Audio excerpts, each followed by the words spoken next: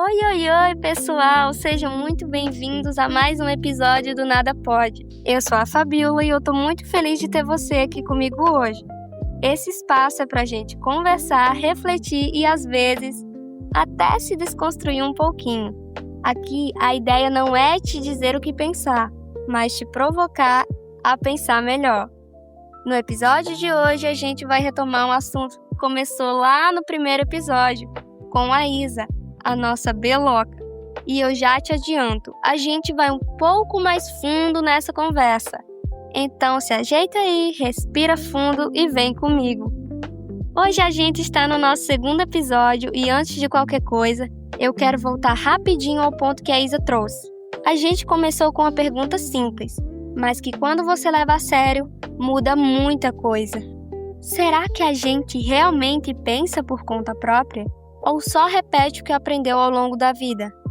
A Isa trouxe algo muito forte, que tudo começa na infância, dentro de casa, com aquilo que a gente escuta, com aquilo que a gente observa e com aquilo que a gente absorve, mesmo sem perceber. E isso não é só percepção, isso é estudado. Na psicologia social, pesquisadores como David Myers mostram que o nosso comportamento é moldado pelas interações desde muito cedo. E indo um pouco além, o sociólogo Pierre Bourdieu fala sobre algo chamado hábitos, que é como se fosse um conjunto de padrões de ideias, gostos, formas de ver o mundo que a gente aprende e carrega sem perceber. Ou seja, muitas coisas que você acha que escolheu talvez só tenham sido construídas em você. Mas agora eu quero te levar para outro ponto. Porque se tudo começa lá atrás, o que continua moldando você hoje? Se antes a família era o principal espaço de formação, hoje a gente vive em um ambiente muito mais intenso. A gente está o tempo inteiro sendo exposto a opiniões, ideias, posicionamentos. E existe um conceito muito importante aqui, chamado prova social, estudado por Robert Cialdini. Ele explica que, quando a gente não tem certeza sobre algo, a gente olha para os outros e tende a seguir o que a maioria faz. Agora pensa comigo, quantas vezes você já concordou com algo, não porque você analisou, mas porque parecia que todo mundo concordava? E isso fica ainda mais forte nas redes sociais, porque ali você não vê tudo, você vê o que o algoritmo decide mostrar, e o algoritmo não quer te informar, ele quer te prender. E aí surgem as chamadas bolhas sociais. Pesquisadores como Cass Sunstein mostram que essas bolhas fazem você consumir sempre as mesmas ideias, até que elas deixem de ser opiniões e passem a parecer verdades. E tem mais!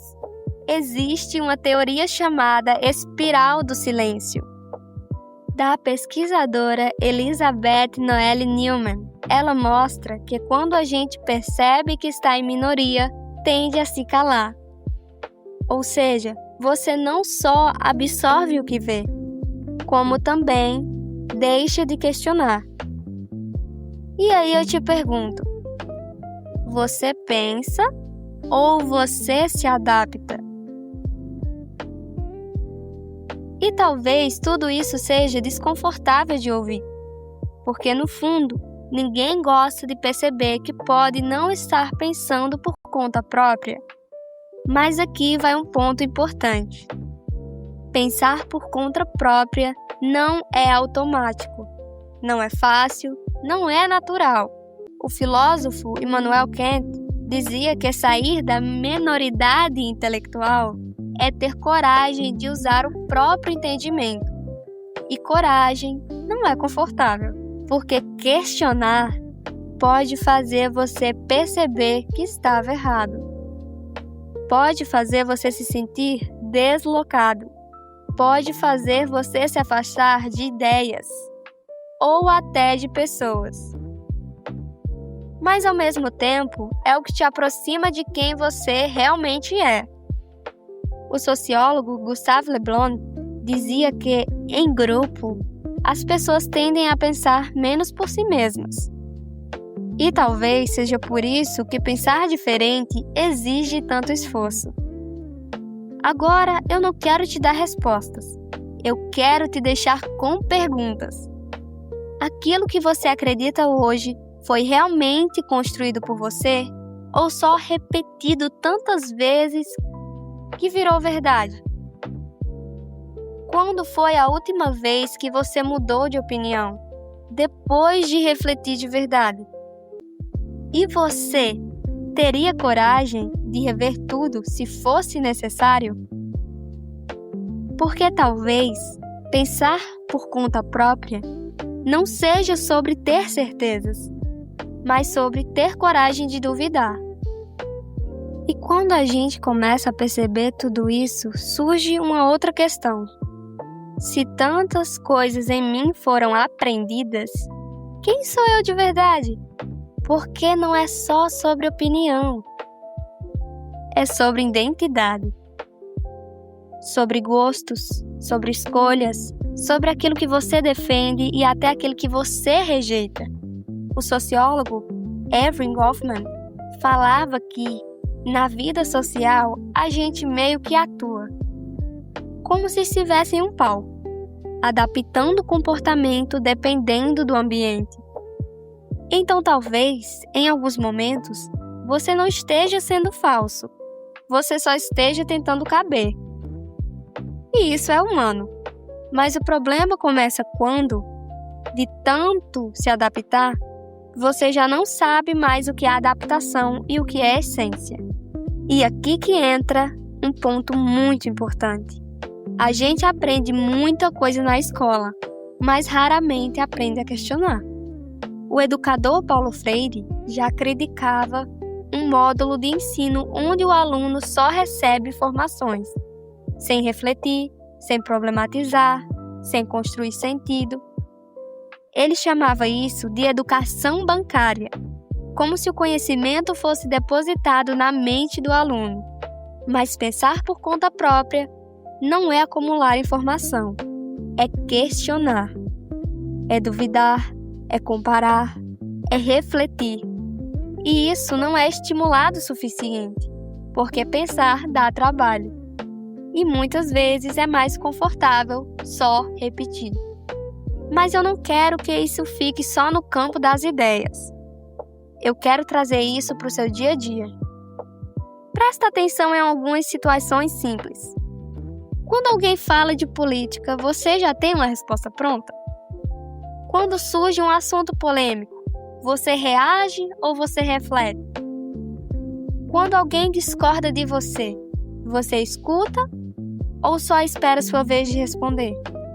E mais, quantas vezes você já compartilhou algo sem nem ter certeza se aquilo era verdade? Isso não é julgamento, é consciência. Porque o primeiro passo para pensar por conta própria é perceber quando você não está pensando. E a partir do momento que você percebe isso, você ganha algo muito importante: responsabilidade. Porque agora não dá mais para dizer que você não sabia. Você começa a enxergar, e enxergar muda tudo. Mas também traz um peso. O peso de escolher. Escolher no que acreditar, escolher o que questionar, escolher o que manter e o que abandonar. E isso exige maturidade, porque pensar por conta própria não significa rejeitar tudo. Significa analisar, significa construir com consciência. Então, talvez, a grande questão não seja se você pensa por conta própria, mas se você está disposto a começar a pensar. Porque no final, ninguém pode fazer isso por você. Nem a sua família, nem a escola, nem a internet. Nem eu. O pensamento é uma construção individual. E talvez o primeiro passo seja simplesmente parar e se perguntar: isso que eu penso é realmente meu? Se esse episódio te fez refletir, nem que seja um pouco, então ele já cumpriu o papel dele. Eu sou a Fabiola e isso é o Nada Pode. E a gente se encontra no próximo episódio.